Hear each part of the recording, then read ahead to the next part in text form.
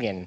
He is a father, a husband, and then a sociologist of religion in that order, with an emphasis on Mormonism. It's actually been published in a lot of prestigious journals, which I am going to actually read out, which I don't normally do because they're so cool. The Journal of Scientific Study of Religion, Sociology of Religion, Journal of Sex Research, Journal of Religion and Health, Journal of Contemporary Religion, and a lot of books and a website that you can totally go to, ryantcragun.com. He's done a lot of research pretty much on what it means to be a non-religious person. Many of his studies of which I've read in my job as a campus organizer with the Secular Student Alliance to help better understand about what it means to be a non-religious person. So his research is very, very valuable, and I hope you guys will all take it to heart. So without further ado, Ryan T. Cragun.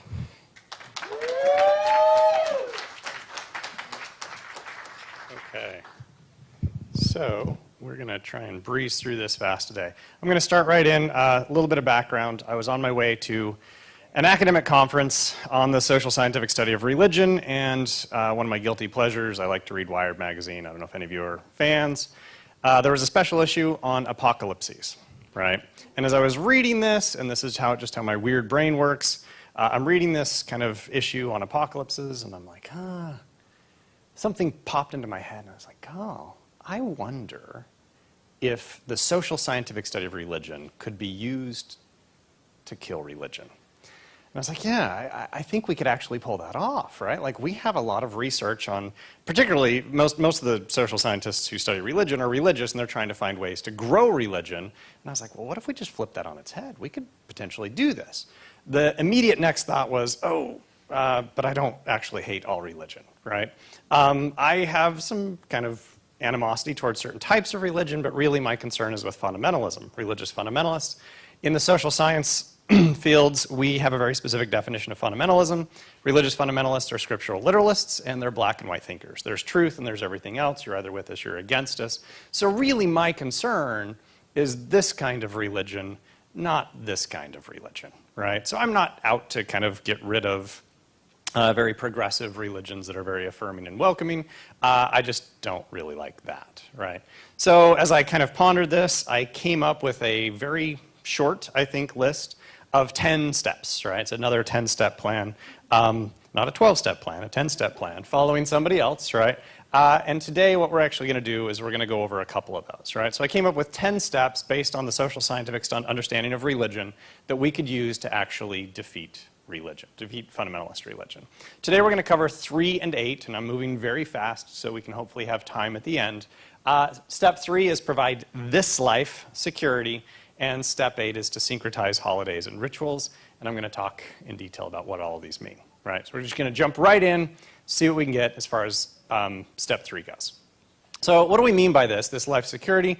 One of the things that really fascinates me about the secular movement in the US is so rarely do we stop and actually think why people are religious. Much of the time, we're just critical of religion. We want to get rid of it. We think it's bad. But we don't really kind of pause and think, why are people religious? Well, many social scientists have pondered this, and one of the most common explanations that's given is that religion is a compensator. When your life sucks, right? When you're poor, when you're impoverished, when you're really struggling, religion comes in and offers a sense of comfort and security. My favorite kind of take on this was Karl Marx's, who many of you have probably heard his kind of phrase that religion's the opiate of the masses, but most people don't realize that there's a line right before that, right? That religion is the sigh of the oppressed creature. And I don't know how many of you have done this, but when you're kind of down, you're depressed, everything's turned against you, have you ever just kind of sighed and thought, God, I wish there was somebody who could help me? That's what Marx is talking about. When he says religion is the sigh of the oppressed creature, the opiate of the masses, that's what he's getting at. Religion provides belief and comfort and support when things have turned against you.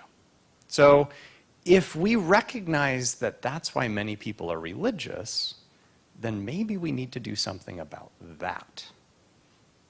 And do you think that just criticizing people and saying, oh yeah, I know your life sucks, but religion's irrational. So therefore, you should just get rid of it, right? Like, it's not a very effective approach because that's not why they're religious. They didn't think their way into religion. You can't reason them out. It doesn't work that way. It doesn't make any sense, right? So I like to do thought experiments. We're going to do a couple here. Imagine, if you will, with me, that you're a farmer in the 1920s in the US. Okay? So you're a farmer in the 1920s in the US, and something goes wrong, right? What happens if you get too much rain or not enough rain, and you lose your crop? What does that mean? Are you facing poverty, hunger, disease, and potentially even death as a result of something that you really can't control? Yeah, you are, right? And what are the implications for your family, for everybody who relies upon you, right? You don't control those things. And if you don't control those things, what do? Are farmers still today in the US more religious than, say, physicians? Turns out they are. Why? Because they don't control their livelihood. They're relying upon something else because religion functions as a compensator, right? So life really isn't that much different for farmers today than it was even 100 years ago, right, or 90 years ago. If they have a bad crop, what are they going to lose? Could they lose their health care? Could they lose their home? Could they lose their source of, food? Could they lose their family? All of those are real concerns for farmers still today in the US. Let's just kind of change the context a little bit. What if you're a farmer in Sweden, right? So we're just going to kind of do a quick comparison. In Sweden, if you're a farmer in Sweden and you have a bad year or you break your leg, are you going to lose your health insurance? Why not? I see people shaking their heads. Why not? What do they have? They have universal health care, right? Are you going to lose your house?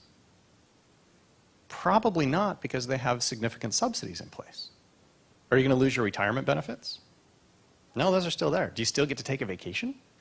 Yeah, it's mandatory. What's the big difference between Sweden and the US? They have security. They have a sense of existential security that if their life goes bad, guess what? Somebody's there to help them. And is that somebody supernatural? No, it's not, right?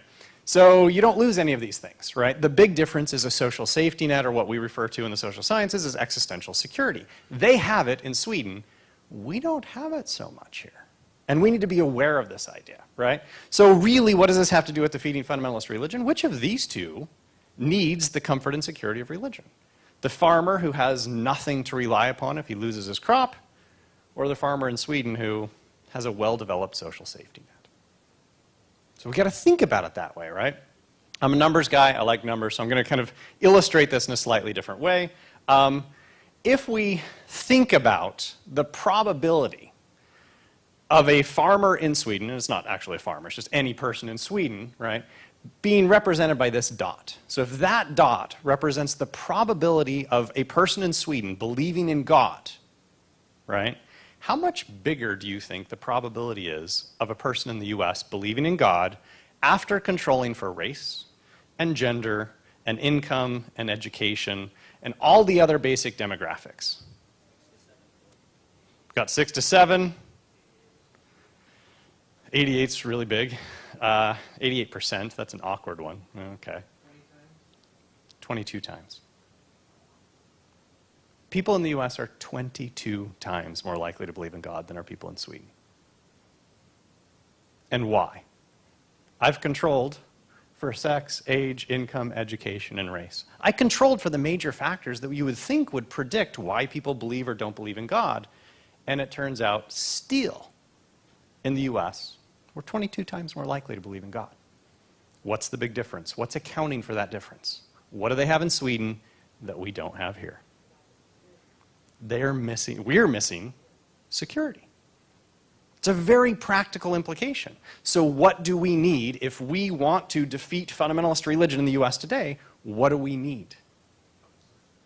We need a well-developed social safety net. We need this life security. You give us this life security, and guess what we don't need? Next life security. We've seen this in many, many other countries, right? So what's the point? It's pretty basic. Give people security in this life, they won't worry about it in the next life. And we've seen this in dozens of countries around the world. The US still remains one of the more religious countries around the world, and the major difference between us and most of those other countries, we don't have a well-developed social safety net. So one of the things I do, and I'm not supposed to plug my book, so I'm not going to, but I want people to think about that, right? What specifically can you do to implement this if this has actually been shown with empirical evidence to be the case? What can you personally do to give people this life security, and what can your SSA group do? Just things to think about, right? We're going to jump into the next one, a little bit more fun, and then we'll see if we've got time for questions at the end. We can talk about this. Step 8, which is another fun one. I argue that we need to syncretize holidays and religious rituals, and I'm going to explain what all of that means, right? So what do we mean by this? Before I get there, I just want a little audience participation. How many of you celebrate Christmas? Hands up. Almost everybody, right? We've got a couple who are not, right? Now, keep your hands up for a second, those who celebrate Christmas. Do you celebrate it with this? Yeah, or something like that, or maybe just a tree. How many have a tree? We got a tree. Presents? And a nativity scene? Oh, there they went, right? Maybe, iffy? Sometimes. But for the most part, right, if we look around this room, there are not tons of people here. We've got like 30 people here. Almost all of you are celebrating Christmas. But not that part, right? Which is interesting. It's like, we're at the Secular Student Alliance and everybody celebrates Christmas. Well, that's weird, right? Something strange is going on. Even if you don't like Christmas, though, do you think this holiday is going away? So should we fight it? Should we be leading the war on Christmas? There is no war. I totally agree with you, right? But when there is this claim on Fox News that there's a war on Christmas, who gets blamed for it? Dave Silverman does, right? The atheists get blamed for the war on Christmas, and guess who's celebrating Christmas? You're celebrating Christmas. We're doing something wrong. If they think we're attacking Christmas, we've got things screwed up. We need to think about this a little bit differently, right? And that's the argument that I want to give here. So I'm going to introduce a term. This term actually comes from anthropology and religious studies, but the term is syncretism. What does it mean, right? Syncretism is the adoption or kind of co-opting of certain religious ideas or principles or practices by other religious groups. And this has been happening for millennia. Been happening for a very long time, and you're probably aware of all of these, right? If we were to take a page out of the Religious Book of Conquest, which doesn't exist but should, they've actually known about this and been doing this intentionally for millennia. We have records of Catholics writing to the Vatican saying, okay, we're moving to this new country, how should we deal with the people? And they say, well, don't tell them not to believe in their gods anymore, just turn their gods into saints.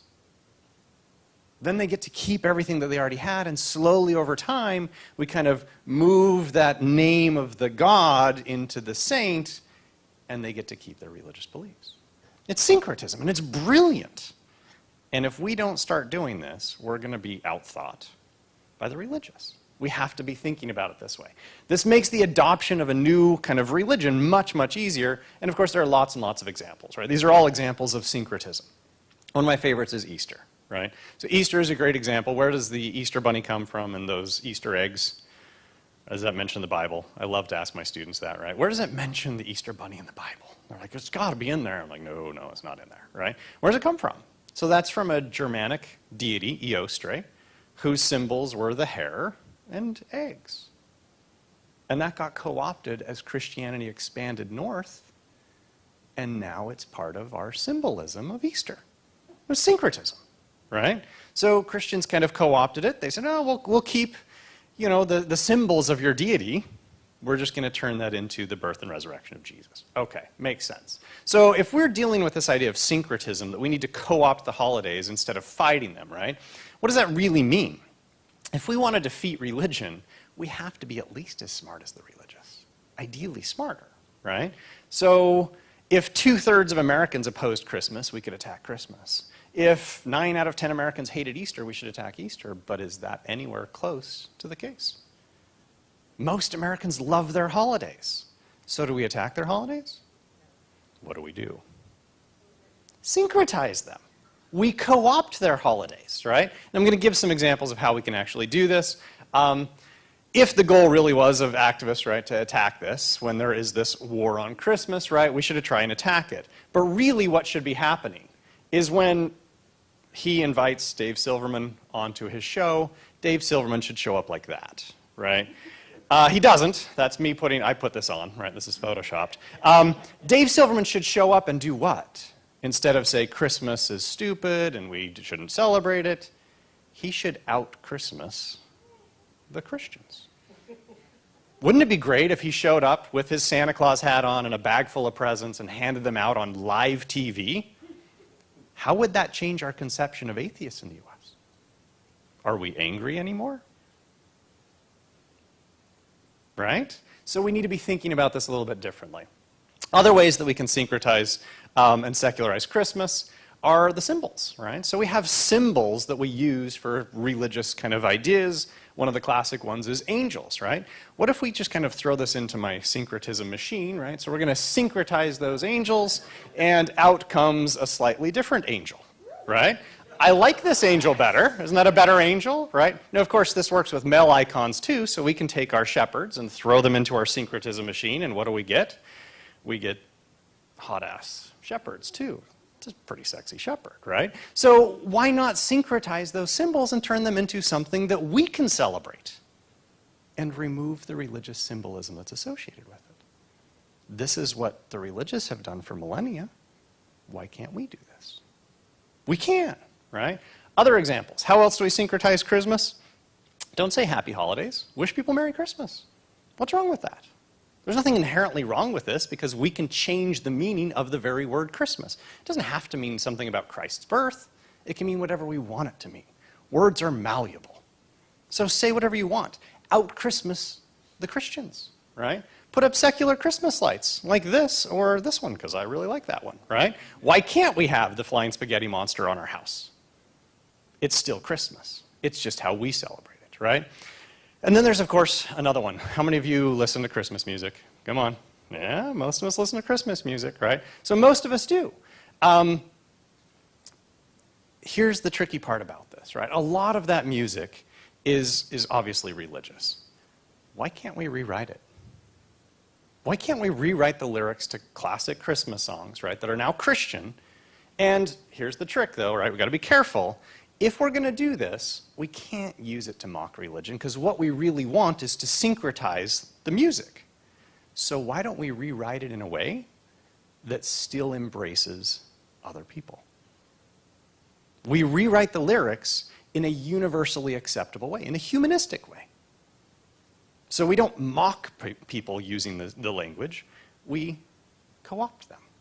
Okay? And I've actually done this. I'm going to give you an example. In my book, I rewrote Silent Night, right? So here are the original lyrics over here, and I'm not going to read all of them if you want. You can see them. Here's my rewritten version, a secular version of Silent Night that I don't really think is offensive to anybody. Okay? And I don't sing. If somebody does sing, you could sing it for us, but I'm just going to read it. So what do we have? Silent night, lowly night. All is calm and all is right. Strong is the urging, parents and child. Cuddle infants, so tender and mild. Sleep in comforted peace. Sleep in comforted peace. Silent night, lowly night, parents awake through the night. Bonds formed through trials of love, lullabies sung in the ears of. A human child is born. A human child is born. Silent night, lowly night, fully awed by love's pure light. Radiance beams from your lovely face. With the dawn of the night, leaves no trace. Child loved at thy birth, child loved at thy birth. Isn't that a good one? All right. What's wrong with this? Wouldn't you love to just be like walking in the mall while you're shopping around Christmas and hear that version? Wouldn't that be so much better? And who's going to be upset by that? Bill Donahue, right?